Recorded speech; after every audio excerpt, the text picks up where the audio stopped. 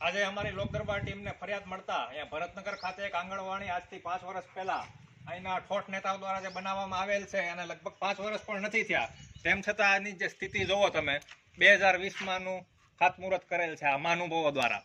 અત્યારની સ્થિતિ શું છે એવું તમને દેખાડું.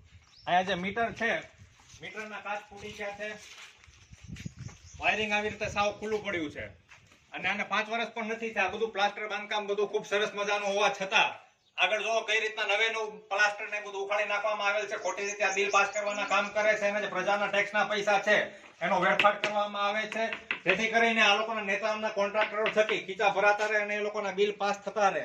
બીએમસી પાસે ટેક્સના નામે ખૂબ પૈસા મળે છે, આવક મળે છે, પણ જે આવક થાય છે નેતાઓના ઘર સુધી કેવી રીતના પહોંચે, એ લોકો નેતાઓ જે છે થેલા ભરીને ઘરે ના લઈ જઈ શકે એટલી એવી રીતે આ લોકો ખોટા કોન્ટ્રાક્ટો પાસ કરે છે અને આ કોન્ટ્રાક્ટ થકી એ લોકો પોતાના ખીચા ભરે છે, પોતાના મળતિયાઓના ખીચા ભરે છે અને પોતાનું ઘર ચલાવે છે. આપ જોઈ શકો છો આ જો નેતાઓની અણાવણત અને ભાવનગરના જે પ્રજાના મહેનતના પૈસા છે એનું કેવી રીતના વેડફાટ કરે છે અને પ્રજાએ ખરેખર જાગવાની જરૂર છે.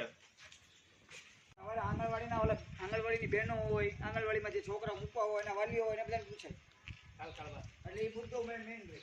અને કારીગરો કામ કરતા હોય પછી એની પછી બીજું એનું બનાવવાનું, બે બનાવવાનું, એના કોન્ટ્રાક્ટર ને બધા બોલાવી દો.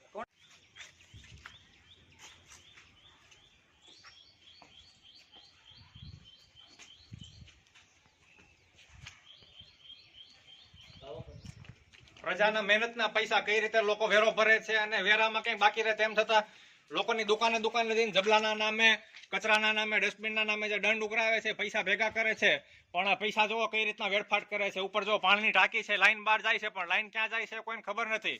ફક્ત બારોબાર કનેક્શન આપી દીધા છે અને આવી રીતના જો પૈસાનું કેવી રીતના વેડફાટ કરે છે એ ખરેખર ગંભીર બાબત કહેવાય.